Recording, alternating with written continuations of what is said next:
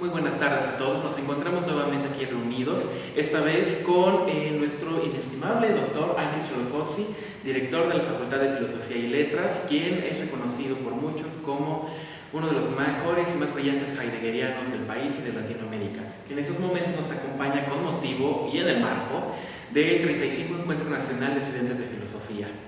En ese sentido, doctor, bienvenido sea y muchísimas gracias por su atención y su presencia en esta entrevista rápida. Muchas gracias. Para empezar, ¿qué podría usted decirnos para las personas que no lo conocen sobre su carrera profesional, sobre su currículum? Bien, bueno, pues yo estudié la licenciatura en Filosofía en la Facultad de Filosofía y Letras de la UNAM.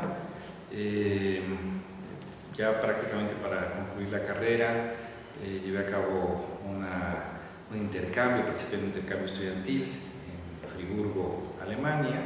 Estuve ahí un año. Parte de la intención de llevar a cabo esa estancia era recabar información sobre los intereses académicos que yo tenía en ese momento, que yacían en torno al psicoanálisis y concretamente a la obra de Otto Rank, que fue asistente de Freud. En ese momento había poco traducido de él al español. Y aproveché esa estancia para documentar bibliografía y llevar a cabo mi tesis de licenciatura sobre ello. Cuando estuve ahí en Friburgo, entré a los cursos del profesor Friedrich Wilhelm von Hermann, quien fue el último asistente personal de Martin Heidegger. Entré a sus cursos, comencé a revisar algunos textos de Heidegger, a quien en la licenciatura yo me había aproximado, pero pues tuve la experiencia que tienen muchos estudiantes cuando se acercan o se acercaban a las traducciones o a algunas traducciones de Heidegger, como es el caso de la traducción de Ser y Tiempo llevada a cabo por José Gauss, o bueno, El Ser y el Tiempo, como le puso. Y la experiencia que yo tuve en la licenciatura pues fue decepcionante porque me parecía una traducción a la que yo no le encontraba sentido en algunas cosas y la dejé de lado. Y cuando comencé a revisar algunas cosas ya de forma directa de Heidegger, vi que era otra cuestión, ¿no? que había realmente problemáticas que me atraían y que entonces parte de mi comprensión, mi desprecio hacia Heidegger pues tenía que ver con la traducción. Entonces, bueno, comencé a acercarme a la obra de Heidegger. En diálogos que tuve con von Hermann en ese momento, yo le expresé mi interés por el psicoanálisis y él me dijo, bueno, si le interesa eso, Heidegger tuvo unos seminarios con psicoanalistas, psicólogos, médicos, de 1959 al 69 aproximadamente, en Solikon, un suburbio de Zúrich, en Suiza, con su amigo Medard Voss, un psiquiatra suizo. Y esos seminarios los publicó Voss en 1989 bajo el título Seminarios de Solikon, ¿no? Solikon a seminario. Entonces comencé a leer esos textos, regresé a México y pues yo ya había quedado fascinado precisamente por la obra de Heidegger y de manera inicial por este interés y este diálogo que tuvo con los médicos, psiquiatras, psicoanalistas. Y entonces, bueno, pues yo planteé mi trabajo de licenciatura y presenté una tesis que se llamaba Bases existenciales del psicoanálisis. Y precisamente como yo hacía referencia a estos seminarios de Solikon, que nadie conocía, añadí una parte, traduje una parte, y eso se colocó como parte, digamos, de mi tesis de licenciatura. Bueno, concluí todo el proceso de licenciatura y yo ya había quedado fascinado precisamente por la obra de Heidegger, que comencé a gestionar, a buscar posibilidades de irme a Alemania para llevar a cabo el doctorado directo en la Universidad de Friburgo, precisamente bajo la tutela de von Hermann. Y así lo hice. Entonces, a partir de 1997 comencé el doctorado en Friburgo hasta el 2000. En 2000 concluí, bueno, 2001, concretamente 2001, cuando concluí el doctorado. Y ya en 2001 regresé a México Estuve en la Universidad Iberoamericana de la Ciudad de México del 2001 al 2006, y en el 2006 me otorgaron la beca Humboldt, que es la beca pues, de mayor prestigio que otorga el gobierno alemán, y me dieron esa beca para llevar a cabo un estudio postdoctoral. Lo hice nuevamente en la Universidad de Friburgo, entonces estuve de 2006 a 2008, y ya en 2008 se abría la maestría en filosofía aquí en la Benemérita Universidad Autónoma de Puebla, y había una plaza, digamos, disponible. Me llamaron que si quería yo pues integrarme a la UAP, y así lo hice, ¿no? Acepté esa oferta. Había otras ofertas, estaba la Universidad de Morelia, bueno, no lo he dicho, pero lo digo. En Morelia también me habían ofrecido irme. Se había fundado el Instituto de Investigación Filosófica Luis Villoro en la Michoacana, y pues por diversos trámites burocráticos no se concretó la plaza hasta después. Cuando yo había aceptado la plaza de Puebla, me dijeron que se había aprobado una plaza para mí en Morelia, pero bueno, ya me quedé aquí en Puebla y estoy muy contento desde hace más de 10 años aquí en la Benemérita Universidad Autónoma de Puebla, y pues desde ahí ya he llevado a cabo toda mi labor docente y de investigación. Digamos, grosso modo es el recorrido académico. Desde hace muchos años formo parte del Sistema Nacional de Investigadores, primero como candidato, después brinqué directamente a nivel 2, y ahora estoy en el nivel 3 de ese sistema, y desde hace 3 años, un poquito más de 3 años, pues, soy director de la Facultad de Filosofía y Letras de aquí de la UAP, ¿no? Y trato pues, de llevar a cabo el trabajo administrativo y continuar con mi trabajo de investigación y mi trabajo docente, ¿no? No dejo de dar clases, voy alternando alguna clase en un semestre de licenciatura y otro semestre en posgrado. Pero respecto al posgrado también puedo señalar que de las iniciativas recientes estuvo la fundación del doctorado en Filosofía Contemporánea en esta universidad. Como yo decía, en 2008 iniciamos con la maestría en Filosofía, y en 2015 inició el doctorado en Filosofía aquí en la UAP. Yo estaba ahí cuando lo aprobaron. Sí. En ese sentido, doctor, ¿cómo fue aprender con el señor von Hermann? Sí, bueno, fue una experiencia interesante, quizás una anécdota que puedo contar un poco para tener idea de la imagen que se tenía de von Hermann en ese momento. Von Hermann fue, o es, todavía vive, es alguien que quedó fascinado por la obra de Heidegger y gran parte de su vida la dedicó, ¿no?, realmente al cuidado y a la difusión de la obra de Heidegger. Heidegger escribió muchísimo, ¿no? Eso lo tienen, es una especie de mal de los fenomenólogos o de algunos filósofos alemanes. Escriben muchísimo, todo lo escriben, ¿no? Prácticamente no dejan pasar una idea y queda plasmada en algún manuscrito, en algún libro, en alguna carta, etc., ¿no? O sea, nada más para que tengamos una idea. Heidegger se ha contabilizado alrededor de 10.000 cartas, ¿no?, que escribió con alrededor de 200 interlocutores. De sus obras completas, lo que está por concluirse, publicarse, son 102 volúmenes. Y Heidegger tenía sus dudas respecto a la publicación, precisamente, de sus obras completas. Y quien de alguna manera intervino y pues estuvo precisamente a la disposición de Heidegger para llevar a cabo el programa de la publicación de sus obras completas fue von Hermann. O sea, gran parte de el logro de la publicación de las obras completas de Heidegger pues se lo debemos a von Hermann. Von Hermann fue asistente personal de Heidegger de 1972 al 76, y durante ese periodo fue cuando se llevó a cabo toda la revisión de los manuscritos de Heidegger, precisamente von Hermann como asistente de Heidegger, para preparar toda esa publicación. Entonces, digamos, él descuidó su obra propia para dedicar algunos años de su vida al cuidado de la obra de Martin Heidegger. Ese es uno de los méritos, me parecen muy, muy importantes de von Hermann. Y claro, pues su manera de filosofar, su manera de escribir era muy cercana a su maestro. Cuando yo llegué en una de esas primeras ocasiones en las que me entrevisté con von Hermann, había unos chicos que venían de Viena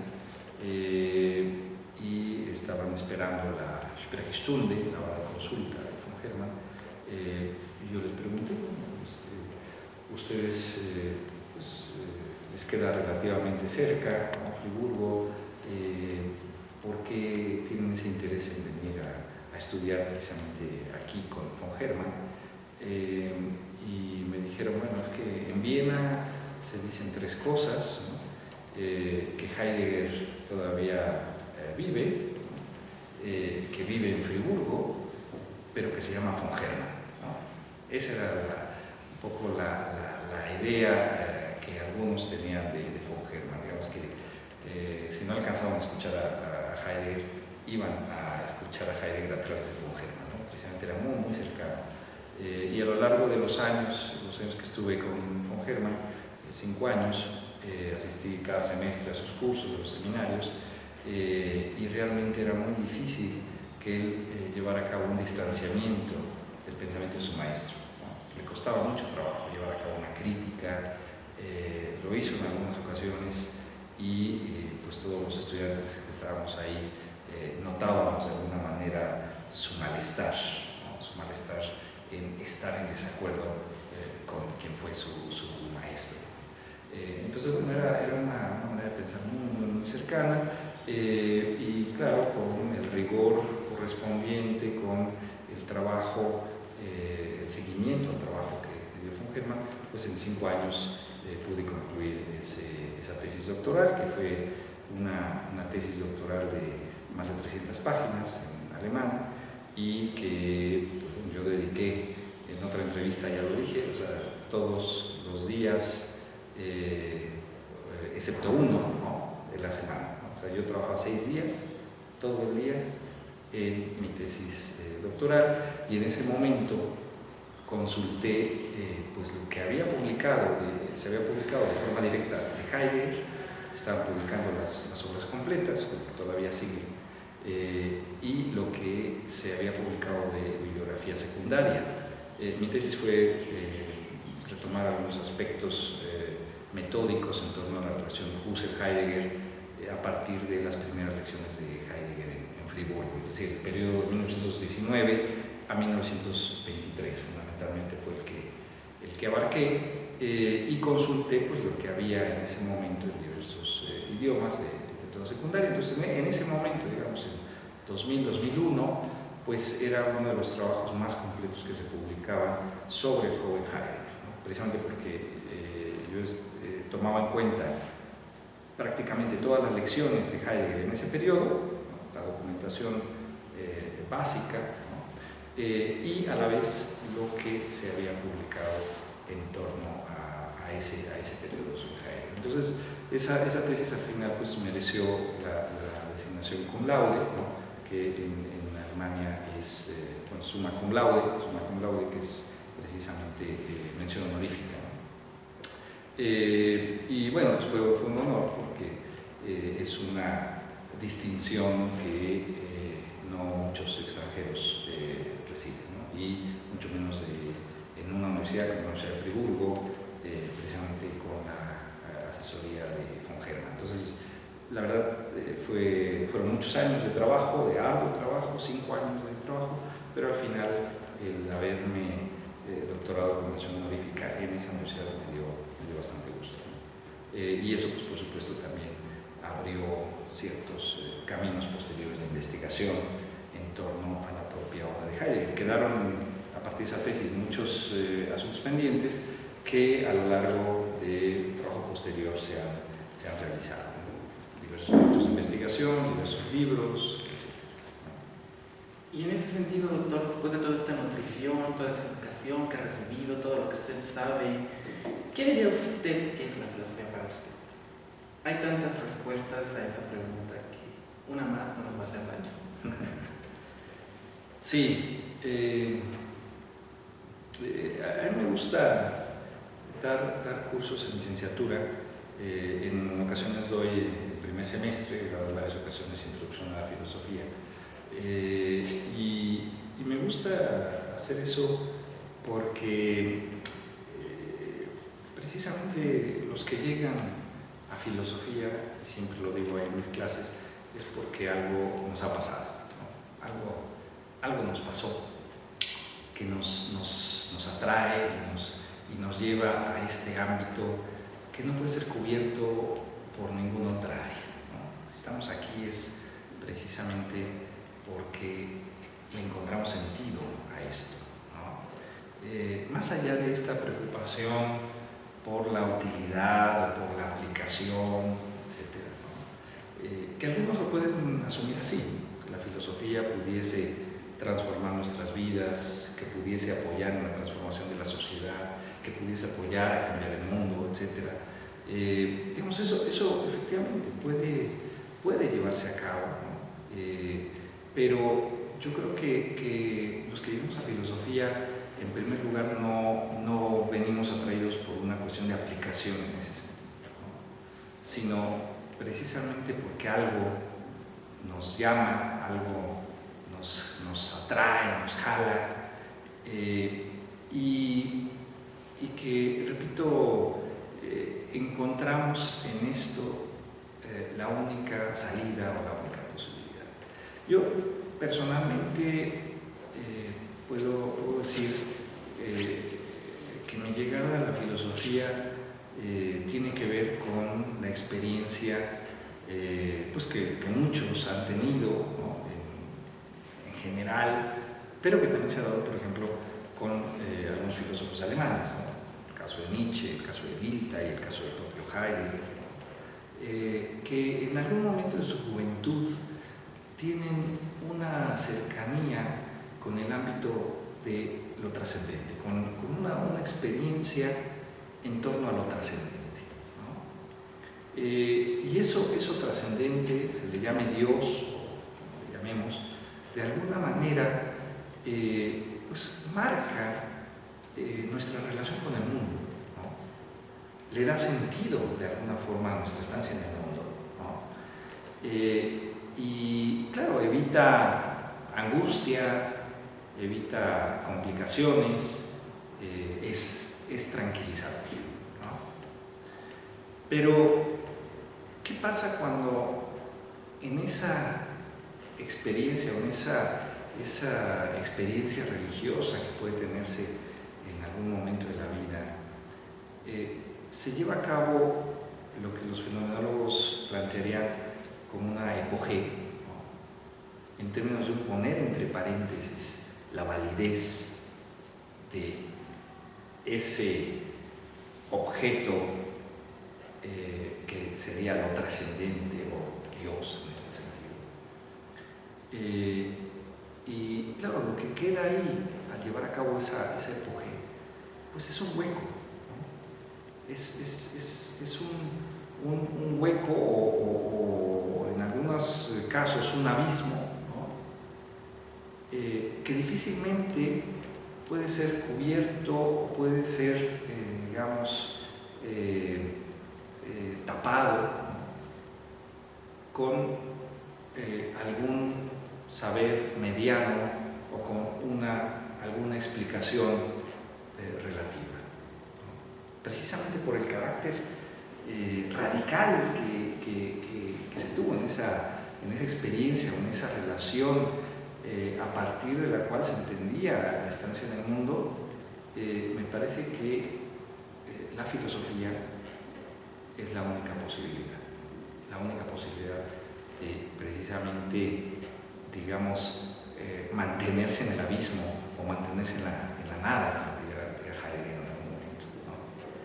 Y bueno, en mi caso esa fue la experiencia, pero repito, yo creo que es la experiencia de muchos. Hay diversos caminos, diversas maneras de llegar a la filosofía, ¿no? En esos cursos de introducción a la filosofía, cuando se hace esa pregunta, pues todos tienen un propio camino que los ha llevado precisamente a mantener la filosofía precisamente como aquello que pudiese dar sentido a la estancia en el mundo. Yo creo que esa es una, digamos, caracterización, ¿no?, efectivamente entre tantas que se pueden decir de la filosofía, pero que me parece puede congregar, ¿no?, una serie de elementos y una serie de perspectivas y de caminos que nos llevan precisamente a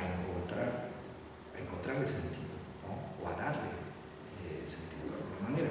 Y claro, a partir de ahí, pues vienen o encontramos muchas derivas, ¿no?, precisamente la posible transformación. O sea, efectivamente, y si recordáramos un poco la caverna de Platón, pues una vez que salimos de la caverna, ya nada es igual, ¿no? Precisamente una vez teniendo la experiencia del trabajo filosófico, la experiencia de filosofar, no somos los mismos, el mundo no es el mismo, nuestra relación con nosotros no es el mismo, etc., ¿no? Y claro, a partir de ahí, en esa experiencia de Platón de salir de la caverna y retornar, ¿no?, claro que hay una situación de valor que cambia, ¿no?, en donde entonces le damos importancia a ciertas cosas, ¿no?, que nos parecen realmente relevantes, que es donde, para citar al Evangelio, ¿no?, donde está tu tesoro, ahí está tu corazón, ¿no?, que ahí es donde está lo valioso para nosotros, ¿no?, en ciertos aspectos, en ciertos procesos, en ciertas preguntas, etcétera, que marcan la distinción con la manera tradicional, cotidiana, vamos a decir así, prefilosófica de vivir, ¿no? Y claro, eso puede mover a ciertas transformaciones, a otras transformaciones, ¿no? Como dirán los griegos, está una posibilidad de ver más, ¿no?, o de ver de otra manera, de abrir los ojos, ¿no?, de detectar otras cosas que precisamente en esa experiencia prefilosófica no vemos, ¿no?, y que precisamente vivimos en el ámbito de la costumbre, vivimos en lo que se tiene que hacer, lo que se tiene que decir, lo que se tiene que ver, lo que se tiene que pensar, etc., ¿no? Y yo creo que el rompimiento con ello y la posibilidad de filosofar abre entonces perspectivas precisamente para esto que tanto se dice en términos de cambio, en términos de transformación, ¿no?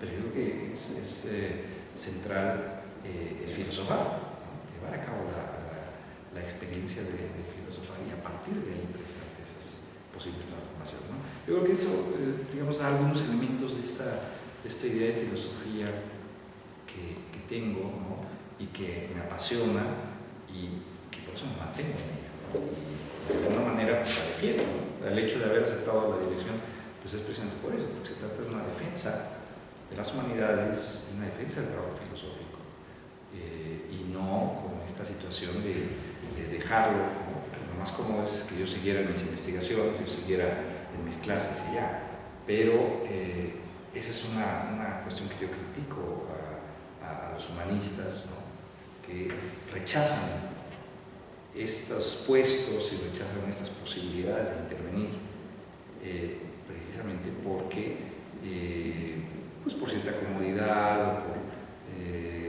algún motivo. Y claro, quien aprovecha esa situación son los que no se dedican a esto, ¿no?, los que no son académicos, los que no valoran precisamente el trabajo humanístico, el trabajo de la filosofía. Entonces, claro, las decisiones que se toman desde ahí pues son decisiones que nos perjudican, ¿no? Y claro, después ya viene la queja, ¿no? Pero claro, el asunto es que creo que tenemos que intervenir en ese sentido, sí retomar la posición griega de que estamos en la polis, de que estamos en el mundo, y en ese sentido somos políticos, ¿no? O sea, en ese sentido, como lo pensaba Aristóteles de que necesariamente estamos en la polis y estamos unos con otros y no podemos entonces decir yo no intervengo en esa toma de decisiones que compete a todos o que compete a un gremio, porque finalmente, repito, alguien va a aprovechar esa oportunidad y quizás no se tomen ahí las mejores decisiones. En ese sentido, ese sería para usted nuestro gran bastión, dada las condiciones que tienen las humanidades en estos tiempos. Hay desempleo, y vaya, esa es la queja siempre, que siempre ha habido y que siempre habrá, el desempleo de los estudiantes, pero hay un riesgo en esas cuestiones, ¿no? Que es el de la mercantilización de la filosofía. Entonces, ¿qué pronunciamiento usted tendría en esa cuestión? O sea, sí, estamos desempleados, pero también no se trata de vendernos, ¿o qué opina usted? A ver, yo creo que evidentemente pues necesitamos vivir, ¿no? Y necesitamos ingresos, necesitamos comer y necesitamos comprar cuestiones que se requieren, y quien opte por una vida familiar pues tiene ciertas responsabilidades, todos estos gastos, etc. Entonces es una situación que parecería trivial, ¿no? El asunto es que nos enfrentamos en muchas ocasiones, en general los humanistas, de manera particular los filósofos o los que nos dedicamos a filosofía, a esa disyuntiva que bueno, yo la tuve en algún momento en mi familia y a muchos estudiantes los he escuchado también decir lo mismo, ¿no? ¿De qué vas a vivir? ¿No? ¿Qué vas a hacer? ¿Para qué te sirve eso? ¿No? Eso no sirve para nada. Te vas a morir de hambre, ¿no? Y claro, en algunas ocasiones ceden ante esa situación y entonces voy a estudiar Derecho o voy a estudiar Contaduría con esa idea de que de eso sí se puede vivir de filosofía. Es muy curioso porque un amigo de la infancia, de la juventud, una decisión que tomó para estudiar arquitectura en ese caso, no era porque le apasionara tanto, sino precisamente porque decía, bueno, es que algo para vivir, ¿no? Una profesión en la que pueda ganar, etc. Y claro, yo frente a los problemas con mi familia, etc., que forma parte, digamos, de esa normalidad que se opone a que uno estudie filosofía, yo me mantuve, ¿no? Y conseguí las becas necesarias, conseguí esto, lo otro, etc., para llevar a cabo lo que me propuse, y me he integrado a la vida académica en una universidad y, digamos, he logrado combinar eso, ¿no? Lo que me gusta hacer, lo que me apasiona y a la vez vivir eso, ¿no? Este amigo, por ejemplo, ha tenido una situación mucho más compleja, ¿no? Mucho más compleja. Entonces, eso evidentemente pues, es un mito, ¿no? que se da. Ahora, que sí estamos en desventaja, pues eso también es un hecho, ¿no? Frente a ciertas exigencias, ciertos requerimientos, cierta estructura social, etc., ¿no? ¿Y qué es lo que ocurre ahí? Bueno, pues que tenemos que mantenernos y buscar espacios precisamente para poder vivir de esto que nos gusta, ¿no? Entonces, evidentemente no se trata de una cuestión de mercantilización, digamos, simplemente a nivel, digamos, absurdo, ¿no? Pero sí se trataría de ver, enfatizar, que se abran los espacios para que los filósofos y los humanistas podamos ejercer, ¿no? Yo creo que parte de la lucha que se ha dado, ¿no? En diversos niveles para mantener la filosofía en el ámbito de la educación, por ejemplo, eso ha sido un aspecto importante. No sé en qué medida estamos convencidos de que la filosofía es importante por todo esto que señalaba hace un momento, que pudiese motivar ciertos cambios, ¿no? ¿Y en qué medida entonces es importante que la juventud de alguna manera pueda recibir esos impulsos, ¿no? Entonces, claro, que esté integrado el trabajo filosófico en la educación. Ahí habría o hay estos espacios precisamente en los que podemos ejercer, podemos impactar de alguna manera. Yo creo que el rumbo que está tomando el mundo, ¿no? El despliegue, digamos, de la técnica contemporánea,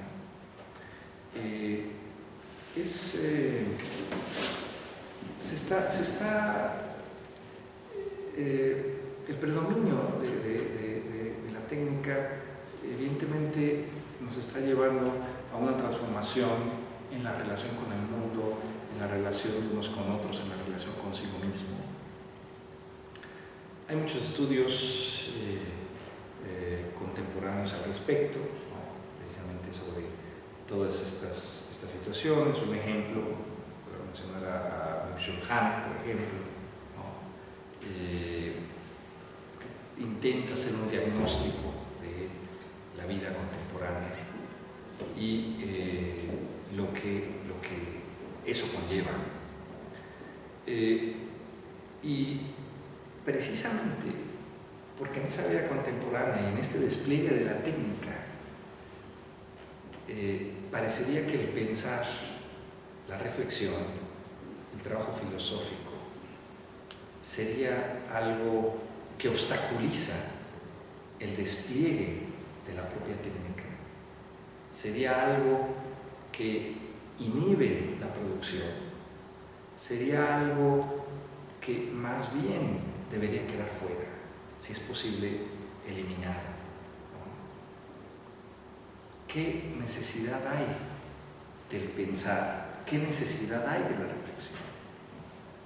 Si precisamente estamos en un ámbito de mega producción, en donde lo que interesa es precisamente esa cadena productiva que se mantenga sin interrupción, y en donde todas estas cuestiones más bien obstaculizan, ¿no? El tener conciencia, el ver en lo que estamos, el que esto tenga sentido, etc. Sería como una especie de deficiencia. Entonces, precisamente porque este carácter, digamos, absolutista que está adquiriendo la técnica contemporánea y el despliegue del mundo contemporáneo, precisamente por ese carácter absolutista, es que la filosofía se hace necesaria, es que la filosofía tiene sentido. No me atrevería a decir tiene más sentido que nunca, porque eso en los momentos históricos y epocales que se va presentando, se dice eso en cada momento, ¿no? Pero que tiene sentido, tiene mucho sentido, ¿no? Es un poco pensando en lo que ocurre con Marx y las críticas que hace al capitalismo. Precisamente porque el capitalismo está en una etapa, digamos, de un absoluto incuestionable, ¿no? Es precisamente que las críticas de Marx en ese sentido, ¿no? Es precisamente el espacio que queda, ¿no? Pues podemos decir de salida o de salvación, cuando preguntamos qué queda por hacer, hacia dónde vamos, qué se puede hacer, qué se puede cambiar, o simplemente ya nada más dejarnos llevar, ¿no? Yo creo que ahí la filosofía tiene un papel central y tiene ese sentido que señalamos. Entonces, y de alguna manera, o sea, por un lado, ¿no? En esta contraparte o en este contramovimiento se deja ver que hay visiones que perciben la necesidad de la filosofía, que perciben la necesidad de pensar, ¿no? Y precisamente cuestionan esta actitud de dejarse llevar o dejarse tragar por la técnica contemporánea, con todos los cambios que están están ahí dándose, ¿no? Toda la situación de las redes sociales, toda la comunicación que se establece, la idea de amistad, por mencionar algo, ¿no? Claro, la idea de amistad es cuántos likes tienes o cuántos amigos tienes en Facebook, ¿no? La cuestión de la presencia, digamos, real en el diálogo de unos con otros y no solamente a través del chat o a través de las redes sociales, etc.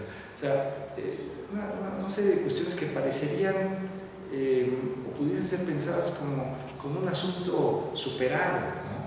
Pero precisamente la filosofía se mantiene en eso que no puede ser superado, ¿no? Y por eso remitimos a los griegos y por eso remitimos a la tradición misma, porque son cosas que no pueden ser superadas, ¿no? Y que se tratan de cubrir o se tratan de olvidar, etc. Entonces, yo creo que en ese sentido el pensar y el filosofar es necesario, ¿no? Y claro, parte de nuestro trabajo es buscar esos espacios, ¿no? Donde se pueda combinar, vamos a decir, el trabajo profesionalizante, si queremos llamar así, del filósofo, ¿no? Con la necesidad del filosofar, ¿no? Que yo creo que eso es lo que tiene sentido. Yo creo que algunas universidades, por mencionar la nuestra, ¿no? Logran ver eso, ¿no? Logran ver eso, porque cuando abrimos el doctorado en filosofía contemporánea hace algunos años, pues nos felicitaron de varios lugares. Pues, claro, porque finalmente se trata de ver la pertinencia de un programa en una universidad, y precisamente porque estamos convencidos de la importancia de un estudio de posgrado, ¿no? Formar precisamente a nuestros estudiantes, a nuestros doctorandos, para que puedan impactar en diversos ámbitos, principalmente educativos, pero también en otros espacios, ¿no? No, digamos, en una actitud cerrada de más bien no permitir que se abran esos programas, ¿no? Entonces, por ejemplo, la UAP y hay unas cuantas universidades que tienen esa visión de apertura, de que las humanidades son importantes, son determinantes y se tienen que abrir esos espacios. En ese sentido, doctor Xiolocozzi, ¿qué podría decirnos sobre el papel o la importancia de Martin Heidegger en todos los esquemas que usted nos está mencionando? También parece ser que, pues, volvemos a lo mismo, ¿no? Hay generalizaciones, prejuicios sobre lo que los filósofos hacen o no pueden hacer. Y en tanto Martin Heidegger es uno de nuestros estandartes, uno de los más grandes del siglo XX, y por tanto de nuestra historia, ¿qué papel usted asignaría a su filosofía, a lo que él expuso en todo esto? Sí, bueno, sabemos, ya muchos autores lo han repetido, un filósofo, la grandeza, digamos, o la importancia de un filósofo no se mide por las páginas que haya escrito, sino por lo que haya impactado, ¿no? Precisamente por los caminos que abre, ¿no? Platón es grande por eso, ¿no? No por el número de páginas que tenemos en sus diálogos, sino precisamente porque marcó a todo Occidente. Y a mí me parece que Martin Heidegger tiene esa característica, ¿no? Ha abierto muchos caminos. Va a sonar también trivial lo que digo, pero pues evidentemente la filosofía del siglo XX, lo que va al XXI, sería completamente diferente si no se tuviese obra de Martin Heidegger, ¿no? Lo que ha impactado en diversos autores que fueron alumnos de él de forma directa, otros que recibieron su obra de manera indirecta, ¿no? A veces hay desconocimiento en torno a esto y a veces, ahorita lo voy a señalar, por alguna situación compleja en torno a Heidegger, más bien no se asocia a los autores con Heidegger, ¿no? Precisamente por su intervención en el nacionalsocialismo, que lo puedo comentar, se busca, digamos, plantear a los autores pues como a partir de una especie de generación espontánea, ¿no? que no tiene nada que ver con él, ¿no? A veces se dice eso de Gadamer, a veces se dice eso de Foucault, incluso de Derrida, etc. Pero claro, no se puede entender a ellos sin esta referencia a Heidegger, ¿no? En alguna ocasión lo señalé en una conferencia y una señora muy molesta, pero Foucault no tiene nada que ver con Heidegger, ¿no? Pues nada más lea un poco más, investigue un poco más y se va a dar cuenta, y el mismo Foucault lo reconoce, lo dice, ¿no? Mis dos pilares son Nietzsche y Heidegger, ¿no? Lo mismo Paul Ricoeur, ¿no? Lo mismo Levinas, Gadamer, Rorty, Marcuse, etc., ¿no? Una larga lista de autores que remiten de una u otra manera a Heidegger. Entonces, hay muchos caminos que se abrieron, ¿no? Con la filosofía de Heidegger, y eso me parece que es muy interesante, ¿no? La obra de Heidegger es importante porque, curiosamente, como ya lo han señalado también otros pensadores, entre ellos Arturo Leite, un amigo muy querido, en algún momento él decía, pues es que, ¿por qué la obra de Heidegger se hace difícil, ¿no? Comparada con la obra de otros filósofos? Y se hace difícil a veces con un carácter inaprensible, porque no encuentras qué es lo propio, ¿no? Más bien, las remisiones de Heidegger son remisiones a la tradición, son remisiones a otros, y te remite a los presocráticos, y te remite a Platón, y te remite a Aristóteles, y te remite a Kant, a Hegel, a Schelling, a Husserl, etc. Entonces, la mayor parte de la Gesamtausgabe de la obra de Heidegger son las lecciones y seminarios sobre otros autores. Pero ya esa interpretación que está haciendo de la tradición filosófica de la metafísica occidental es precisamente lo que lo caracteriza, ¿no?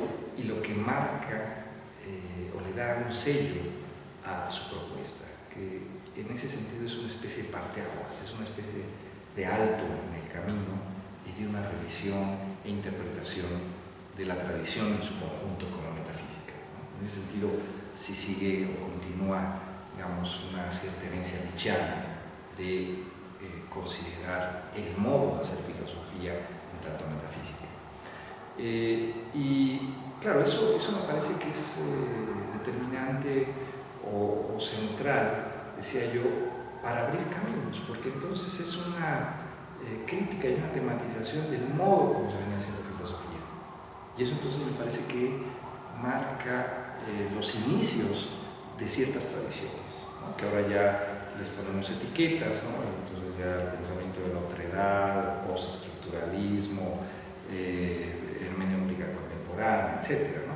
Pero bueno, claro, Heidegger, o existencialismo incluso, si pensamos en Sartre, ¿no? Es decir, Heidegger no le puso etiquetas a eso, él dijo, bueno, mi interés es la pregunta por el sentido del ser, la pregunta por el ser, replantear la pregunta por el ser, y en esa pregunta, al tomarla como hilo conductor, lo lleva entonces a una revisión de la tradición metafísica occidental, y que a su vez entonces da paso a nuevas perspectivas de cómo hacer filosofía. Eso me parece que es lo importante o lo determinante de la propuesta de Heidegger.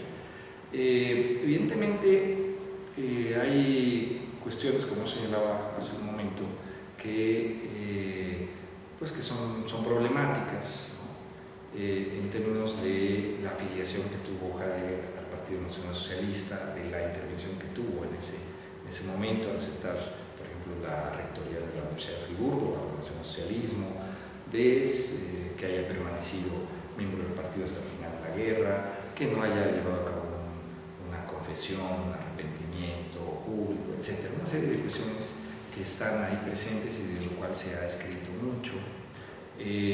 Yo creo que ahora tenemos una perspectiva diferente, una visión diferente, a partir de los documentos.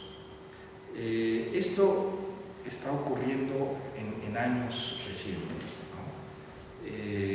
Lo que antes teníamos era la publicación de una parte de la documentación, de la obra completa, de las cartas, de ciertos archivos, etc. Ahora lo que está en marcha es la publicación de la obra completa y de las cartas, ¿no? Las cartas se calcula que van a ser 45 volúmenes, son más de 10.000 cartas, van 3 o 4 volúmenes que se han publicado apenas. De la Gesamtausgabe son 102 volúmenes, faltan 10 volúmenes, si no me equivoco, por publicarse. Y la parte final de esos 102 volúmenes, los últimos 9 volúmenes, son los llamados cuadernos negros, ¿no? Schwarze Hefte, que son, se llaman así porque, digamos, Heidegger compró de oferta una serie de cuadernillos con cubierta de cera negra y desde 1930-31 comenzó a escribir de forma, pues, permanente, digamos, a lo largo de los años iba documentando algunas ideas, algunas reflexiones en torno a su propia filosofía, resumía algunos puntos, criticaba algunas publicaciones y hacía referencias a lo que acontecía en ese momento. Entonces, tenemos todos esos cuadernos, se llaman cuadernos negros, y están separados en 9 volúmenes de la obra completa. Ahorita se han publicado el volumen 94, 95, 97, 97, 98, 99, ¿no? Nos van 6 volúmenes, restan 3 volúmenes por publicarse de esos cuadernos negros. Y con eso, y con las cartas y prácticamente la publicación de todas las lecciones, tenemos entonces ya un panorama completamente diferente a lo que teníamos hace algunas décadas en torno a lo que hizo Heidegger, no hizo, a lo que dijo, no dijo, etc. Y eso me parece que da elementos para superar la interpretación dicotómica que se hacía, ¿no? Antes se tenía que estar en algún equipo, digamos, en un bando, ¿no? A favor o en contra. Entonces, y estaban todas las discusiones cíclicas que se han dado desde el final de la Segunda Guerra Mundial han sido en ese tono, ¿no? Con la revista Tiempos Modernos que dirigía Sartre, comienza la discusión ahí, con algunos críticos, por ejemplo Karl Löwit, que fue alumno de Heidegger, pero llevó a cabo una crítica ahí, y por otro lado los alumnos cercanos a Jean Beaufret, que era el gran amigo de Heidegger y el difusor de la filosofía heideggeriana en Francia, con la revista Critique, lleva a cabo entonces la contraparte. Entonces ya se tienen ahí dos polos, unos en contra, unos a favor, después se medio cierra eso, después viene otro periodo con esa misma situación, a favor, en contra, después viene el libro de Farías, igual, Derrida forma parte de los defensores de Heidegger en ese momento, después viene el libro de Manuel Fay, se conforma otro grupo también en contra de Fay, etc., ¿no? O sea, hasta hace algunos años la configuración era esa, ¿no? A favor o en contra. Tú estabas defensor de Heidegger o detractor, ¿no? Yo he tenido a lo largo de estos años lecturas de los dos bandos, digamos, ¿no? Los textos de Farías, de Fay, y los textos de los que defienden, ¿no? François Ferrier, François Ferrier, Pascal David, etcétera, defensores de Heidegger. Y yo creo que, decía hace un momento, a partir de lo que podemos llamar investigación, en sentido estricto, tenemos ya la superación de esa dicotomía, ¿no? Porque entonces ya se puede documentar cuáles fueron los alcances de las decisiones de Heidegger en ese momento, ¿no? Cuáles fueron algunos motivos. Por ejemplo, ya se puede rastrear que su intervención en la política universitaria bajo el nacionalsocialismo hay que interpretarla por lo menos en una remisión a 10 años previos, en 1923. Si uno intenta entender la participación de Heidegger en 1933, quedan muchos huecos. Pero si uno se va 10 años antes, cuando Karl Jaspers, el amigo de Heidegger en ese momento, publica el texto Die Idee der Universität, la idea de la universidad, Heidegger es el principal promotor de ese texto, organiza círculos de lectura, mantiene seminarios en torno al estudio académico y a la idea de universidad, etc. O sea, hay un interés de Heidegger en la política universitaria que remite a 10 años previos a su intervención en el 33. Porque antes el mito era que le habían ido a tocar a su cabaña de Totnaper, que lo habían sacado para que aceptara la rectoría. No es cierto. Heidegger tenía interés en la política universitaria, fue miembro del Senado universitario, digamos lo que sería aquí el Consejo Universitario, etc. O sea, tuvo participación política, él estaba interesado, etc. Entonces, todo eso se sabe a partir de todo lo que se va documentando, ¿no? Se van cubriendo todas esas lagunas, esos huecos, que dan entonces un panorama diferente, y se pueden ver entonces también los alcances de su propuesta filosófica, qué elementos de su propuesta filosófica retoma él para sus propuestas políticas en el nacionalsocialismo, hasta dónde llegan sus alcances, sus decisiones, qué hizo, qué no hizo, qué pensó, qué idea de nacionalsocialismo había, etc. O sea, yo creo que se da ahora, o se puede dar una investigación en sentido estricto y no nada más una cuestión, vamos a decir así, afectiva, ¿no? De colocarse en un bando porque me cae bien o me cae mal, o por otros motivos, ¿no? Yo creo que ahora se está dando ese paso a una interpretación mucho más sólida en torno a la relación entre vida y obra, concretamente en el caso de Martín. Es información sumamente valiosa, doctor. El debate ha estado girando por años y años y, como usted dice, ¿no? Siempre cayendo en círculos viciosos y salir de la dicotomía. Pero hablando de debates, también hay otro debate sobre el que hay mucha tensión, que es el que usted tiene con el doctor Antonio Sirión Quijano, ¿no? Sobre lo que es o no es la fenomenología acorde a tal o tal autor. Entonces, tal parece que el debate ya está saldado, por así decirlo, en su obra, las cosas mismas. ¿O faltan cosas que decir? Bueno, efectivamente, esto inició hace muchos años, en 2004, cuando yo estaba en la Ibero, en 2002, sino que 2002 fue cuando se hizo ese coloquio y se publicó en 2004. Un coloquio donde invité a Sirión que él expusiera su idea de fenomenología, porque la tesis central de Sirión es que la máxima de investigación fenomenológica que difunde Heidegger y muchos otros fenomenólogos es su mensaje en selbst, ¿no? A las cosas mismas. Y Sirión argumenta que eso no dice nada de la fenomenología, ¿no? Entonces, yo le hice una réplica en ese momento. O sea, esto inició simplemente con un coloquio, ¿no? Donde él expuso y yo hice la réplica. Eso se publicó. En un momento posterior, Sirión dio una respuesta a mi réplica, ¿no? Lo leyó en otro momento, en otro coloquio. Yo leí su respuesta, no estuve de acuerdo, y en un siguiente congreso yo le hice también una réplica. Y así seguimos a lo largo de muchos años, ¿no? Estos más de 10 años de diálogo, pero un diálogo que a mí me parece que es importante, ¿no? Le podemos llamar polémica o como se le dé el título, pero me parece importante por varios motivos. El primero, que es la idea de filosofía en México, ¿no? Que se tiene, ¿no? A veces se plantea de una manera muy peculiar, y se tacha a algunos de universalistas o eurocentristas o algo así por el estilo, ¿no?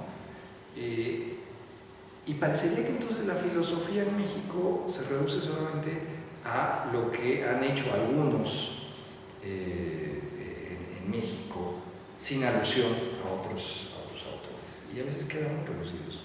Yo soy más de la idea que señaló Gauss en algún momento, en donde decía que lo importante no es que se haga filosofía latinoamericana, sino que los latinoamericanos hagan filosofía, ¿no? Eso a mí me ha parecido también como un hilo conductor central. Y claro, cuando uno toma esas clases de filosofía en México, yo tomé cursos con la maestra Rovira, y uno de los elementos que nos decía, ¿por qué no tenemos una obra sólida en México en filosofía? Y una de las cosas que señalaba pues es porque nos ignoramos mutuamente, ¿no? Porque el punto de partida es el desconocimiento del otro, ¿no? O el valor de la obra del otro, no leerlo. O sea, en estas cuestiones que sí de carácter, digamos, eurocentrista, efectivamente eso yo también lo cuestionaría, ¿no? Que preferir entonces leer a un europeo que leer a un latinoamericano, ¿no?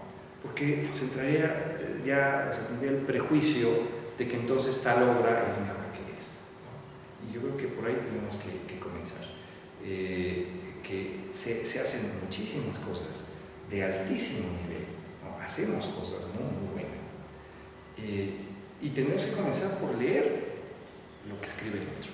Y ese fue un poco el punto de partida de este diálogo, esta discusión con Sirion, de leernos mutuamente, de tomarnos en serio y de responder, ¿no? Al final esto se compiló en un libro que se publicó el año pasado, ¿no? Así, a las cosas mismas, dos ideas de la fenomenología.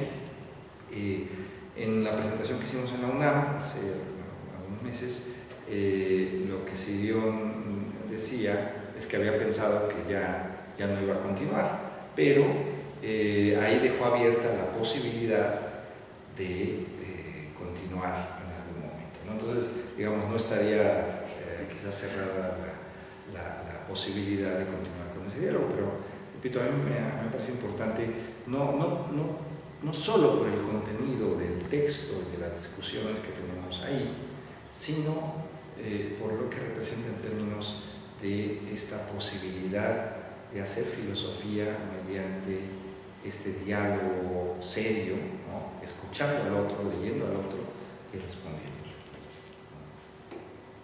Muchas gracias. Y ya para ir cerrando la entrevista, doctor, ¿será que le podemos pedir un pequeño adelanto sobre lo que veremos en su conferencia magistral del lunes, que corresponde, por cierto, con nuestra famosísima inauguración? Bien, la idea de hablar de sombras conceptuales tiene que ver con precisamente una de las inquietudes que he tenido, que es la cuestión del lenguaje y el estilo, ¿no? Inspirado en algunos textos, en algunas posturas de Martin Heidegger.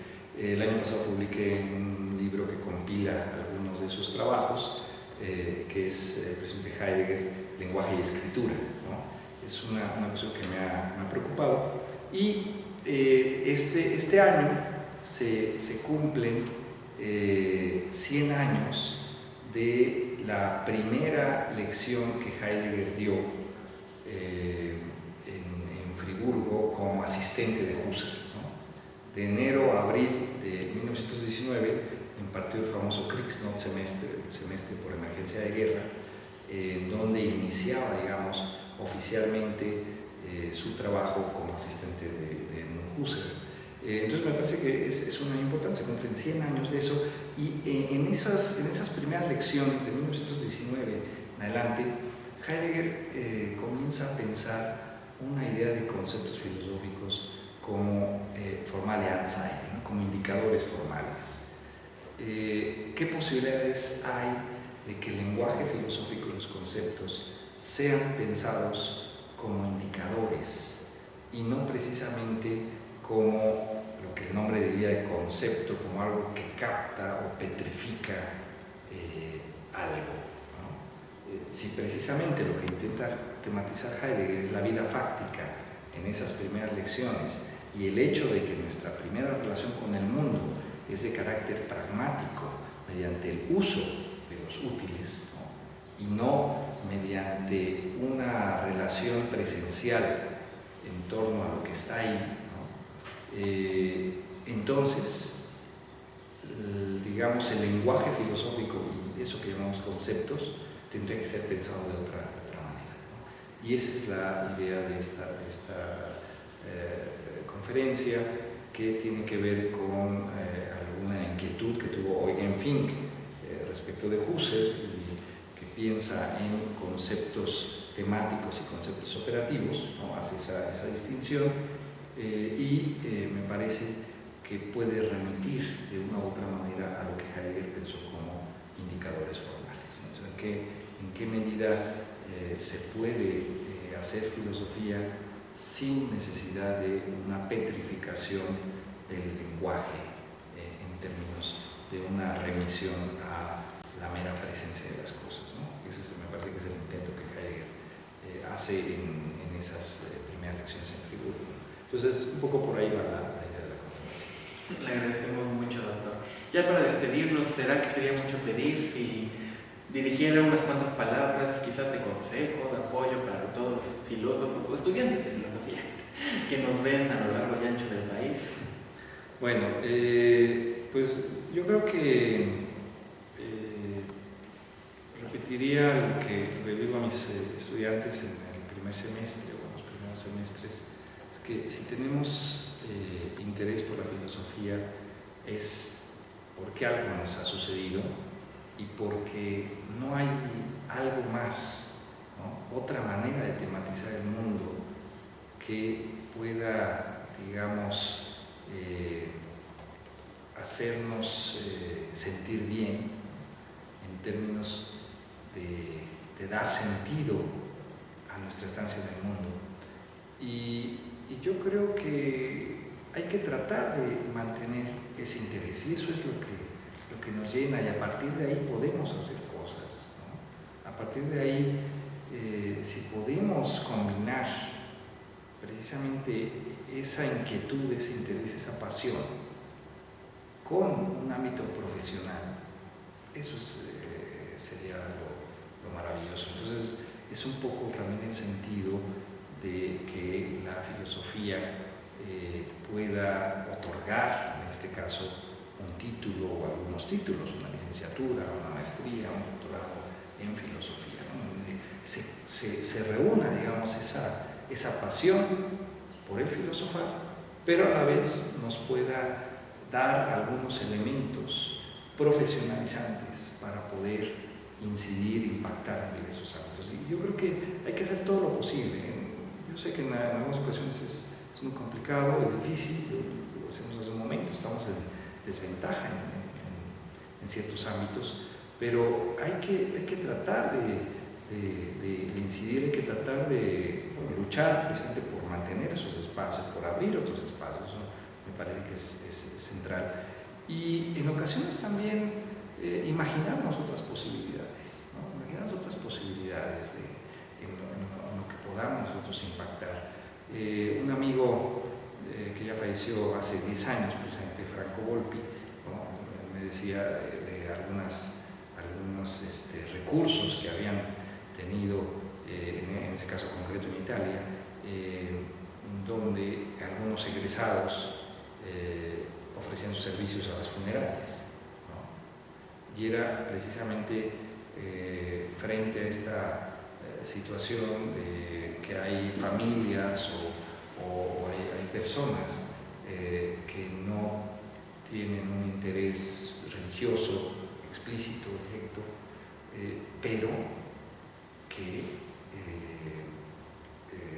pues claro, les preocupa o viven, experimentan precisamente la muerte de alguien, la muerte del otro. Entonces, que ahí había un hueco, ¿no? En términos de una tematización, una reflexión al respecto, ¿no? O sea, que no se redujera todo a un discurso religioso sobre la muerte.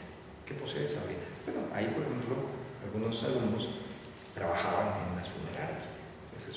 Otros amigos que conozco que han llevado a cabo el ejercicio de terapia filosófica, ¿no? Que no se reduzca nada más a una terapia psicológica, sino que esté la posibilidad de una terapia filosófica, y hay consultorios de terapia filosófica, hay también asesoría, ¿no?